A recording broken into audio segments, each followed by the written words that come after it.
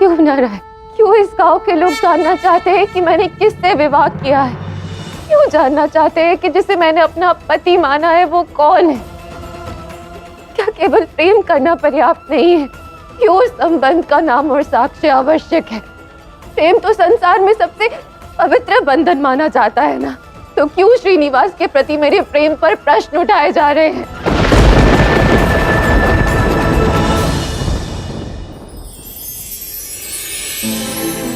सौभाग्यवती भव पुत्री, सौभाग्यवती भव। पिताश्री, आपने मुझे यहाँ क्यों बुलाया? आज तुम अपने जीवन की एक नई यात्रा का आरंभ करने जा रही हो। आज तक तुम केवल मेरी पुत्री थी, किंतु अब तुम किसी की अर्धांगिनी हो, और तुम्हारा पिता होने के नाते मैं आज के दिवस को तुम्हारे लिए विशेष दिवस बनाना चाहता हूं, इसलिए बुलाया है।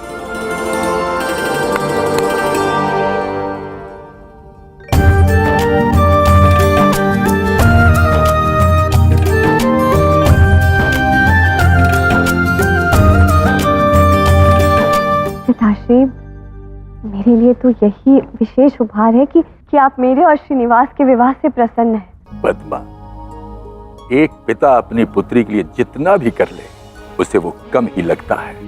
सत्य में एक बात कहूं, मैं बहुत चिंतित था इस विषय को लेकर। मैं सोचता था पता नहीं ये श्रीनिवास तुम्हारे लिए उचित वर है भी या नहीं, किंतु आज तुम्हें इतना प्रसन्न देखकर मेरी सारी चिंता दूर हो गई। और उससे भी अच्छी बात, अब तुम्हें मेरे पास ही रहना होगा। घर छोड़कर कहीं भी जाने की कोई आवश्यकता नहीं है पद्मावती, तुम्हें मेरे राज्य में ही रहना होगा। पिताश्री, अब ये तो श्रीनिवास पर निर्भर करता है ना। यदि वो मुझे अपने साथ कहीं और ले जाना चाहेंगे तो मुझे इसमें कोई समस्या नहीं है। ये भी ठीक है।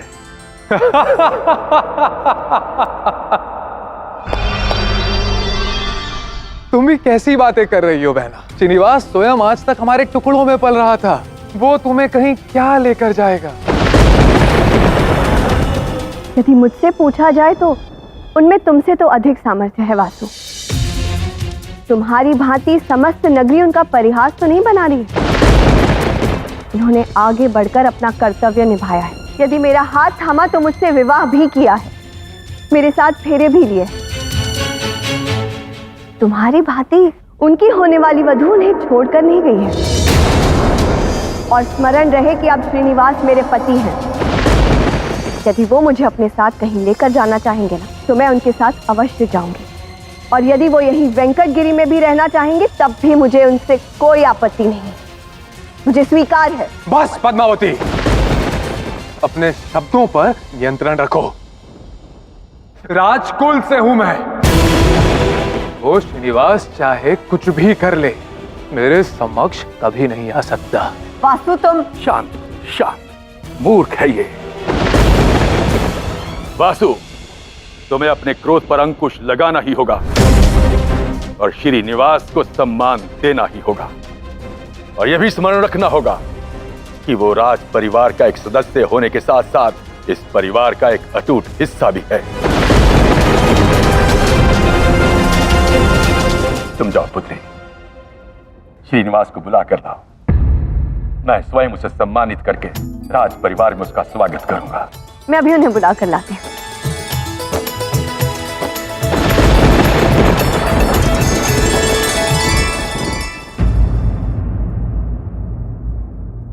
श्रीनिवास, पिताश्री ने आपको बुलाया है। वो आपको कुछ भेंट करना चाहते हैं। कोई उपहार स्वीकार करने में कोई रुचि नहीं है मुझे। आप कृपा करके आदर के साथ मना कर दीजिए उन्हें।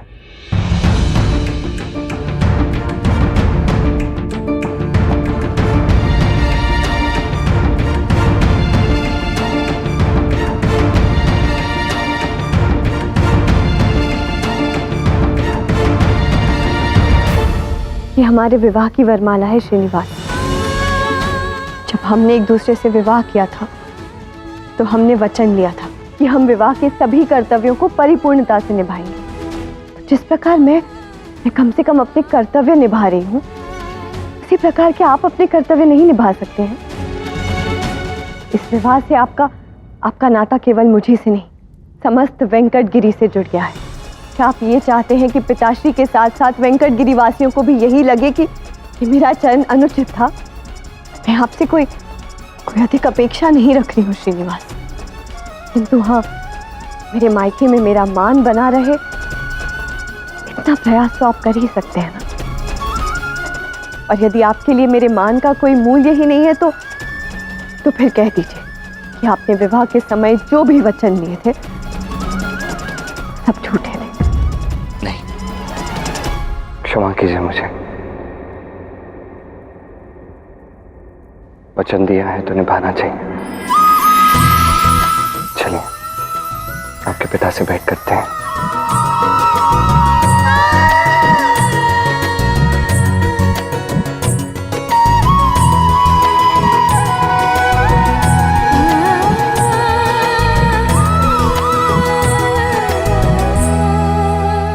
यशस्वी भव। उठो पुत्र। श्रीनिवास, अब तुम इस घर के सदस्य हो। पति और पत्नी सब कुछ एक दूसरे के साथ साझा करते हैं।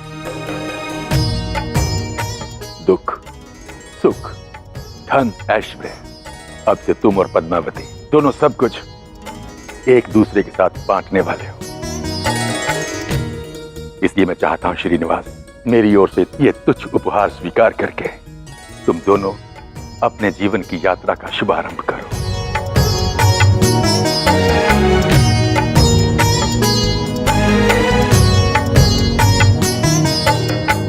मैं आपसे कोई अधिक अपेक्षा नहीं रख रही हूँ श्रीनिवास, किंतु हाँ, मेरे मायके में मेरा मान बना रहे, इतना प्रयास तो आप कर ही सकते हैं।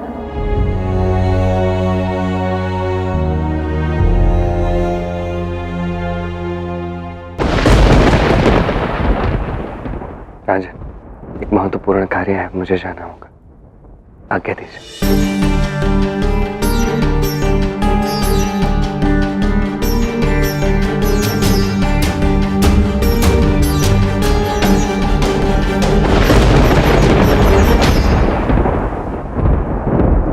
एक स्त्री चाहे विवाहित हो, अविवाहित हो या किसी से प्रेम करती हो, क्यों उसके चरित्र पर उंगली उठाई जाती है? क्या ऐसे प्रश्न कभी किसी पुरुष से किए गए हैं? नहीं। तो स्त्री ही क्यों एक स्त्री को अपने प्रेम को समझाने का प्रयास करना पड़ता है?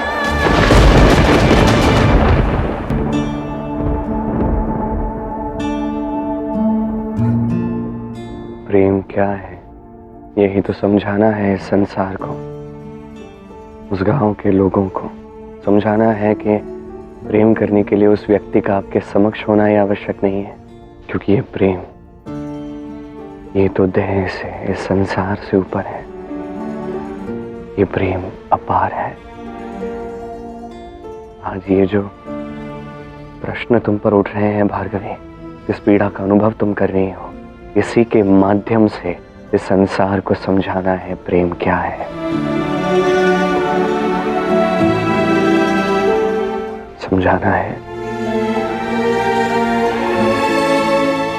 कि दो लोगों को एक दूसरे के साथ रहने की आवश्यकता नहीं है, एक दूसरे का साथी बनने के लिए। आज मैं इस समय में तुम्हारे साथ तो नहीं हूं, तब भी हर पीड़ा का अनुभव कर पा रहा हूं जो तुम्हें हो रही है। तो भला ये प्रेम नहीं तो और क्या है?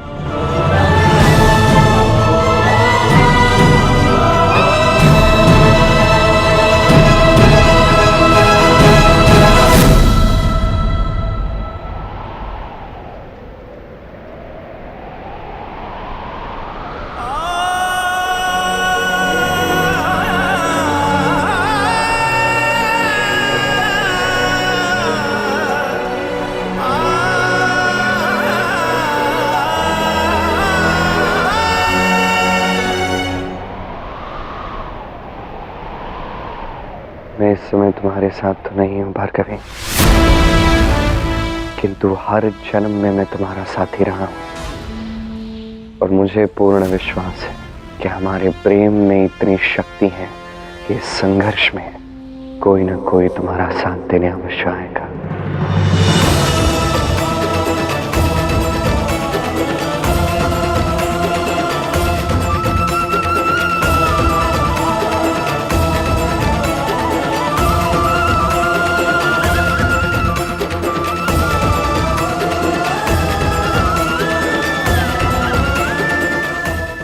मुझे कोई चिंता नहीं है कि इस गांव में मेरी क्या परीक्षा ली जाएगी, इस गांव के लोग मुझे यहाँ स्थान देंगे या नहीं।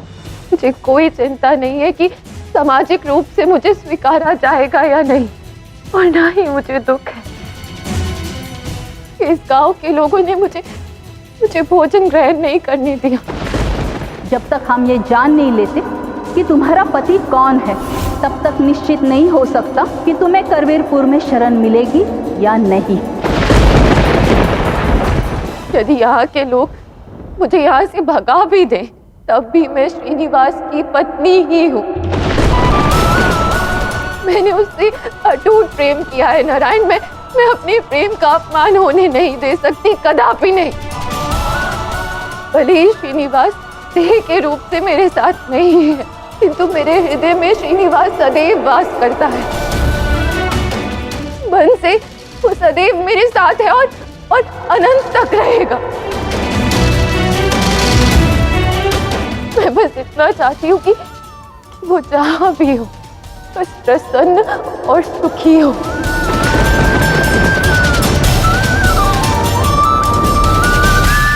आप तो जानते हैं ना नारायण कि मेरा प्रेम श्रीनिवास के प्रति सच्चा और पवित्र है।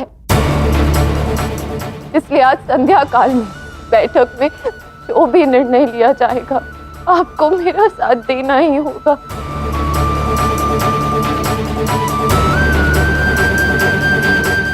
मैं तो सदैव तुम्हारा साथ देता रहूंगा, अनंत काल से देता आया हूं, अनंत काल तक दूंगा। किंतु हाँ, तुम्हें वेंकटगिरी छोड़कर जाना पड़ा, अब इसका परिणाम सब भुगतेंगे। इस व्यक्ति के कारण तुम्हें अपने घर से, वेंकटगिरी से, मुझसे दूर जाना पड़ा। अब उस व्यक्ति को अपने कर्म का फल भुगतना ही होगा।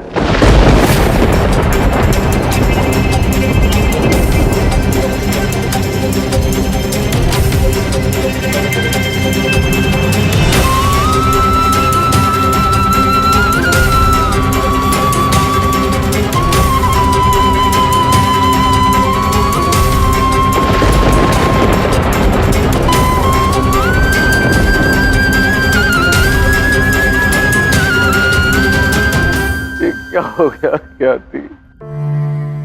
भार्गवी इस घर से अकेले नहीं गई, वो अपने साथ इस घर का सुख, समृद्धि सब लेकर चली गई। तो केवल नारायण ही हमारी सहायता कर सकते हैं। आपने कहा था ना कि भार्गवी इस घर को छोड़कर इसलिए गई है क्योंकि आपने नारायण को कुपित किया है। तो आप उनसे क्षमा याचना क्यों नहीं करते?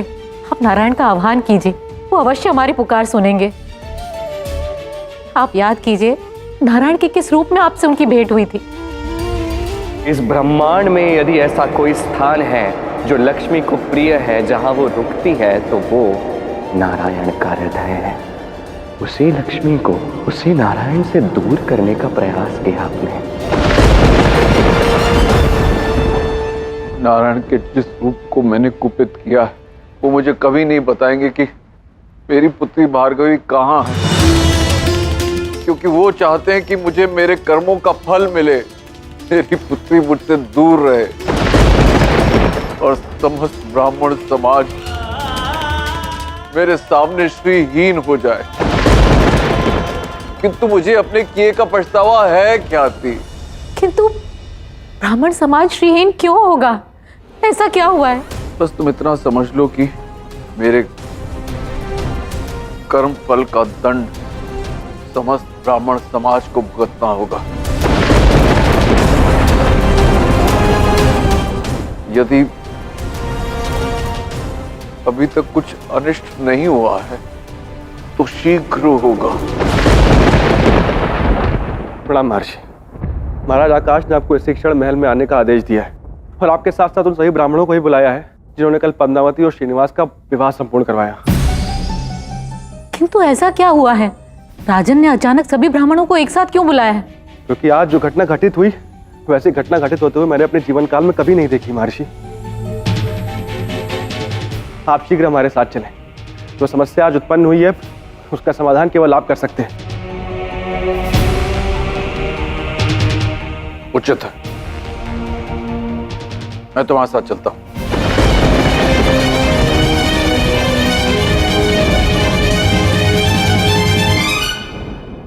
हे नारायण, मैं ये नहीं जानती कि इस घर पर, राजमहल पर या संपूर्ण वेंकटगिरी पर कौन सा संकट आया, किंतु इतना अवश्य जानती हूं, यदि मेरी पुत्री भार्गवी वेंकटगिरी लौट आएगी तो ये सारी समस्याएं सुलझ जाएंगी।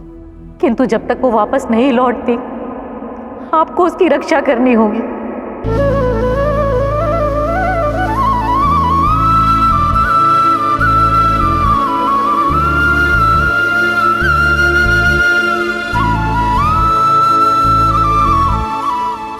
हमारे मध्य में आज चाहे जितनी भी दूरियां क्यों ना हो भार्गवी, तुम्हारे मुख पर प्रसन्नता लाने का हर संभव प्रयास मैं करूंगा।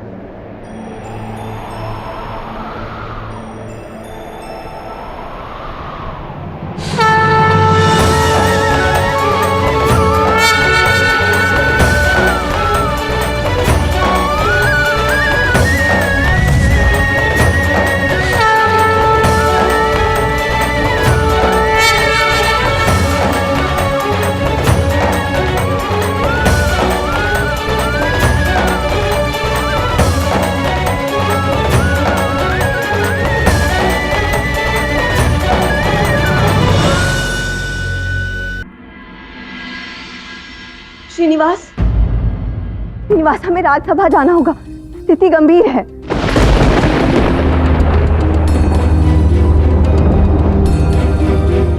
क्या हो राजा, आपने अकस्मात ही सारे ब्राह्मण को यहाँ बुला लिया? कोई संकट आ गया है क्या? जो हुआ है स्वयं अपने नेत्रों से देख लीजिए। देखिए,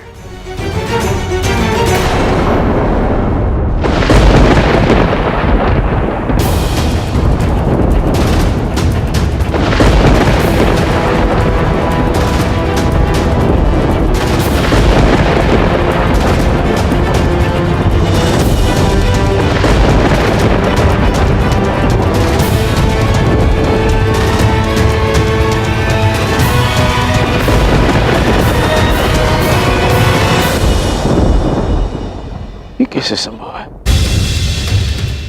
ये वो उपहार है ऋषिवर जो मैं अपनी पुत्री को गृहस्थाश्रम में प्रवेश करने के लिए उपहार स्वरूप देना चाहता था, किंतु मेरे नेत्रों के समक्ष ही ये सब के सब क्षय हो गए। कैसे हुआ ये संभव?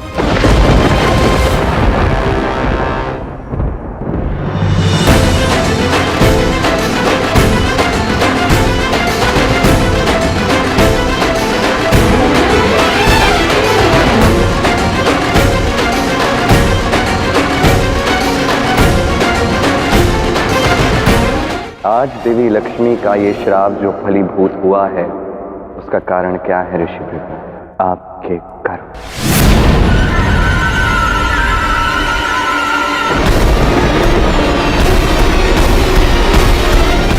कल आप सबने ही श्रीनिवास और पद्मावती के विवाह में धार्मिक विधियां संपन्न की थी ना, तो क्या रह गई त्रुटि? बोलिए। किसी देवता को आप क्रोधित करें, उसका परिणाम मुझे भुगतना पड़े, क्यों?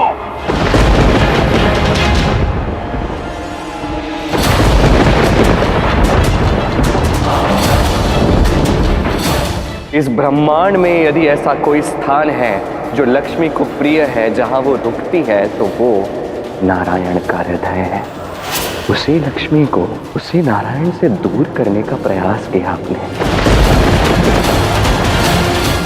आप ही ने कहा था ना कि भार्गवी यदि इस घर में कुलवधू बनकर आएगी तो इस घर में प्रसन्नता छा जाएगी।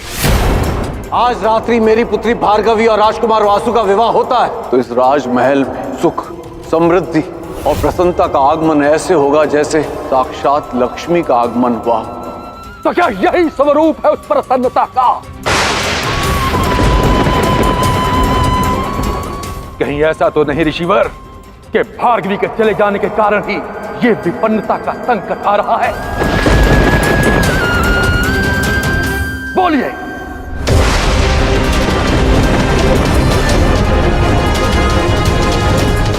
नहीं राजन, ऐसा कुछ नहीं होगा। आप चिंतित न हो, यह संकट शीघ्र ही टल जाएगा।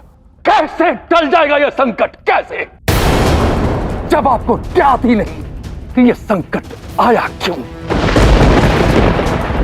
ऋषिवर, मैं तो केवल इतना जानता हूं, यदि मेरी पुत्री के विवाहित जीवन पर आंशिक भर भी बाधा उत्पन्न हुई ना, तो मैं आपके साथ साथ इन सबको, ब्राह्मण समाज को बहिष्कृत कर दूंगा।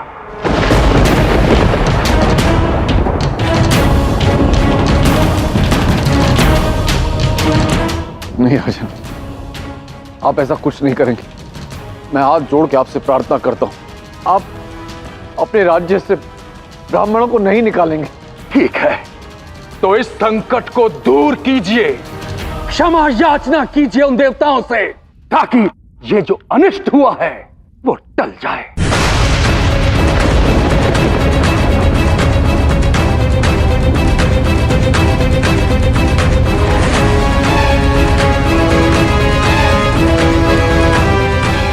उचित राजा, आप मुझे तप करने का समय दीजिए।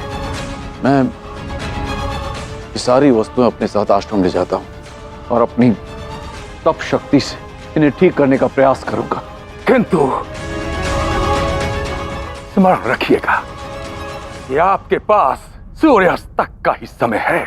यदि उसमें यह संकट नहीं टला तो मैं आपके साथ साथ पूरे ब्राह्मण समाज को अपने राज्य से निकाल दूंगा।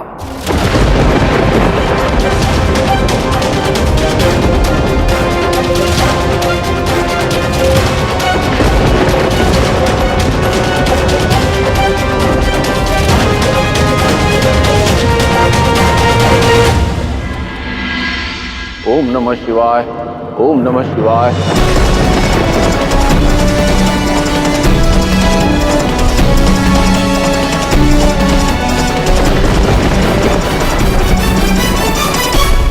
आपकी तप शक्ति से कुछ नहीं होगा ऋषि भृगु। इस क्लेश का कारण भार्गवी का दुख है, और जब तक भार्गवी दुखी है तब तक उसके दुख के लिए जो कोई भी उत्तरदायी है उस हर एक व्यक्ति को भुगतना होगा।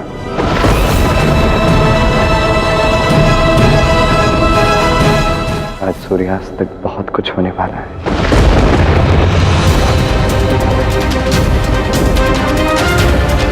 देखो भार्गवी, यहाँ सारा गांव जमा है। अब हम सब मिलकर निर्णय लेंगे कि तुम हमारे करवीरपुर में रहने के योग्य हो या नहीं हो। अब सब गांव वालों को बताओ, क्या तुम्हारा विवाह हुआ है?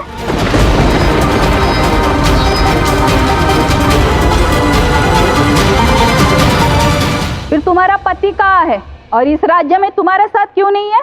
मैं इस प्रश्न का उत्तर नहीं दे सकती, किंतु वो जहां भी है मेरी केवल यही प्रार्थना है कि वो प्रसन्न रहे, और मुझे पूर्ण विश्वास है कि वो ये प्रार्थना मेरे लिए भी कर रहे होंगे कि मैं जहां भी रहूं प्रसन्न और सुखी रहूं।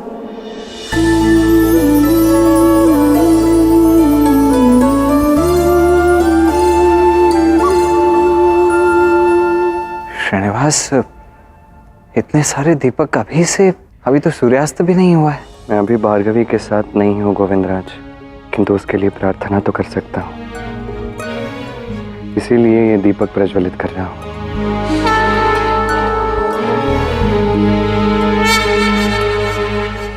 भार्गवी, तुम्हारे पति का नाम क्या है?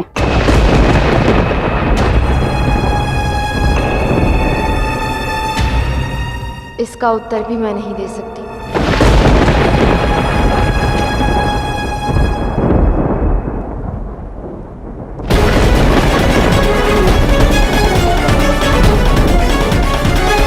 अगर तुम्हें कुछ बताना ही नहीं था तो ये भी नहीं बताती ना कि तुम्हारा विवाह हुआ है। झूठे बोल देती कि विवाह नहीं हुआ है करके। असत्य वो कहते हैं जिसके मन में खोट हो। मुझे तो ये समझ नहीं आती कि आपकी समस्या क्या है। जब ना विवाह अपवित्र है और ना ही प्रेम, फिर कठिनाई कहाँ है? मुझे ज्ञान देने का प्रयास मत करो। हमारे उस गांव के विष्णु मंदिर में तुमसे पहले भी कई लोग आकर समाज के विरुद्ध बिना विधि संपन्न किए विवाह करके गए हैं और हमारे उस मंदिर को अपवित्र किया है। खोट है तुम्हारे मन में, इसीलिए तो बता नहीं रही हो तुम कि विवाहित होने के बाद भी तुम्हारा पति तुम्हारे साथ क्यों नहीं है। और हम लोगों को ये सब स्वीकार नहीं है, कदापि नहीं। ऐसा विवाह स्वीकार्य है। और अगर फिर भी तुम्हें यहाँ रहना है, हमारी ओर से तुम्हें कोई सहायता नहीं मिलने वाली है, सब तुम्हें स्वयं ही करना होगा।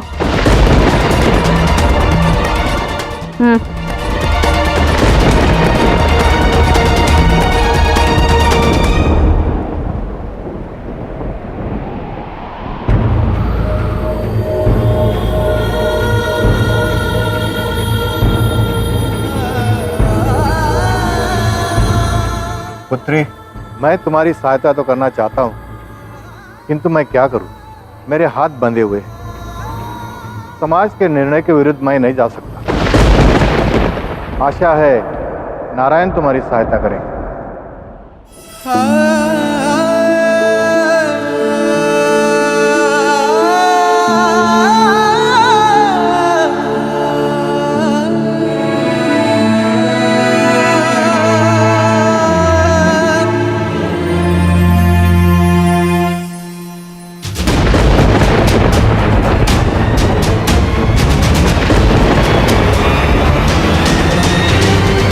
गांव वालों ने अपना निर्णय सुना दिया है नारायण। कोई यहाँ मेरा साथ दे या ना दे, किंतु मैं यहाँ आपकी शरण में आई हूँ। जब तक आप मेरे साथ हैं, मुझे पूर्ण विश्वास है कि मेरे मार्ग में आने वाली प्रत्येक बाधा को मैं पार अवश्य करके रहूंगी।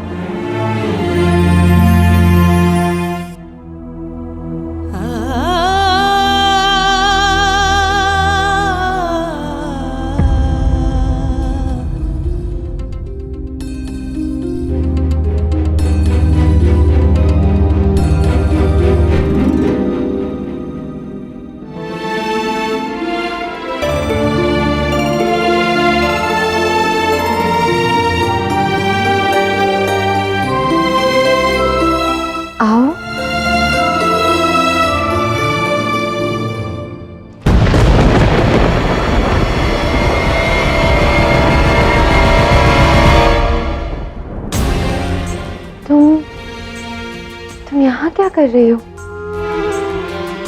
और ये किसी को मत बताना कि मैंने आकर आपको भोजन दिया है, नहीं तो ये सब मुझे भगा देंगे। आपको बहुत भूख लगी होगी ना, आप ये खा लीजिए। क्या नाम है तुम्हारा? मेरा नाम उमा है। उमा, ये तो माता पार्वती का भी नाम है।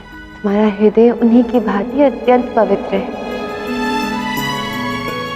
मेरी सहायता करने के लिए धन्यवाद, किंतु ऐसे चोरी से यदि मैं भोजन ग्रहण करूंगी तो ये छल होगा ना।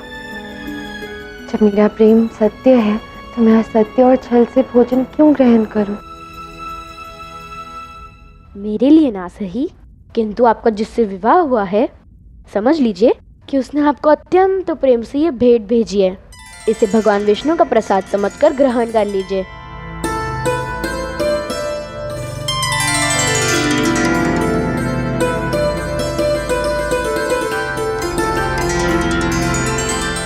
ओम नमः शिवाय, ओम नमः शिवाय, ओम नमः शिवाय, ओम नमः शिवाय।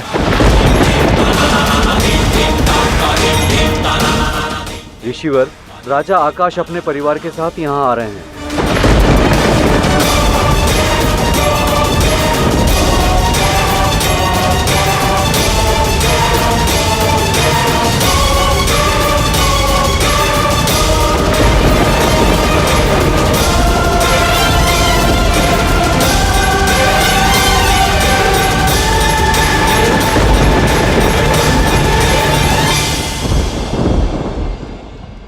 सूर्यास्त होने को है ऋषि भृगु।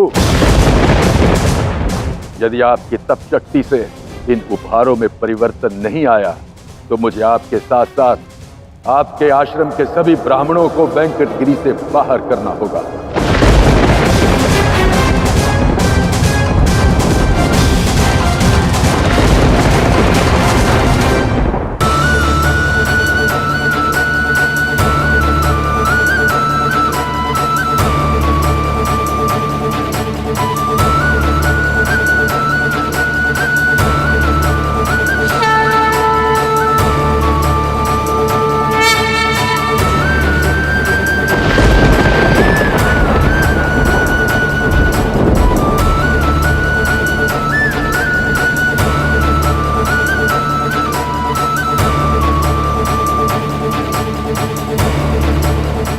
जानती हूँ श्रीनिवास ने अभी तक कुछ नहीं खाया होगा, ये ग्रास उससे अर्पण।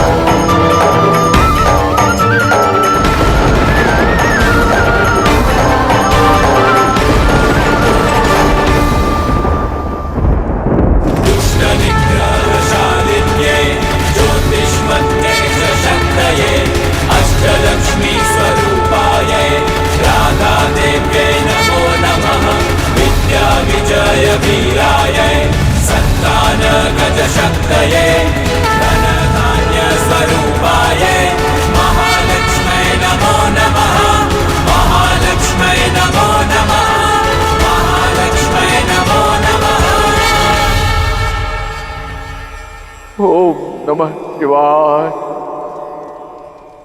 देख रहे हैं पिताश्री, इसका तात्पर्य यह है कि हमारा विवाह शुद्ध रीति से हुआ है।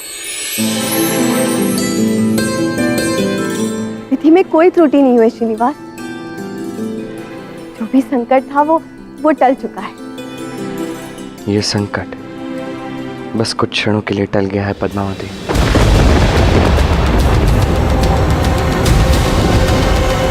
ऋषिवर, आपने इस संकट को दूर करके हमारे परिवार को बहुत बड़ी आपदा से बचा लिया है। अवश्य कि आपके पुण्य ही है जिसका कर्म फल सभी ब्राह्मणों को मिलेगा।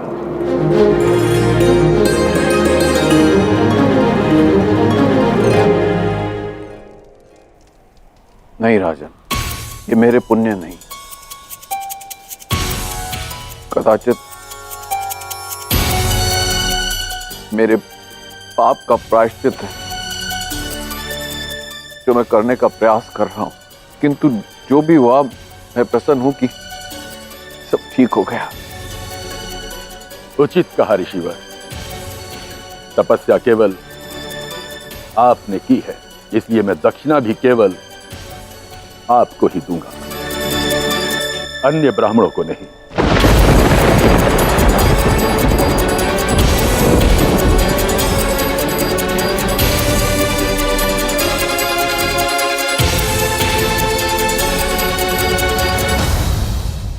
श्रीनिवास, अब तो सब कुछ ठीक हो गया है।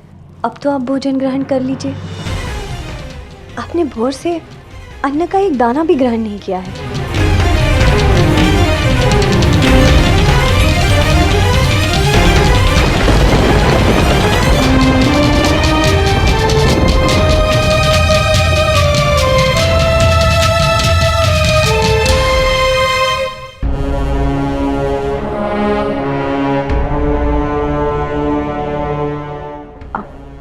खाइए ना, आप किसकी प्रतीक्षा कर रहे हैं आप?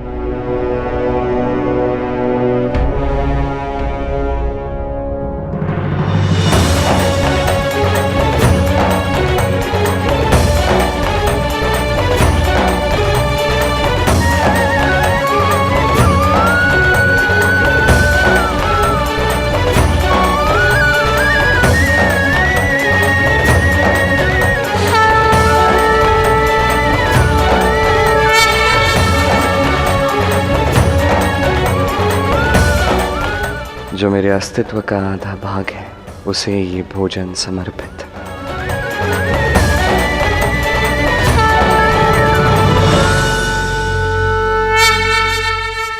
ये आपने क्या किया श्रीनिवास? भोजन ग्रहण करने से पूर्व पहले तो आपने ऐसा कभी कुछ नहीं किया है, तो आज क्या विशेष है?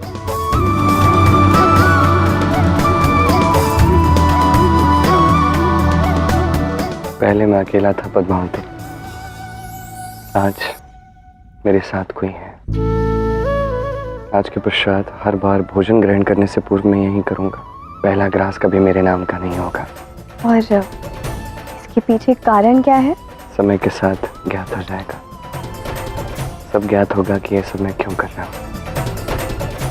ठीक है, पहला ग्रास तो आपने छोड़ दिया, किंतु अब दूसरा ग्रास तो मुझे खिलाने दीजिए आपको।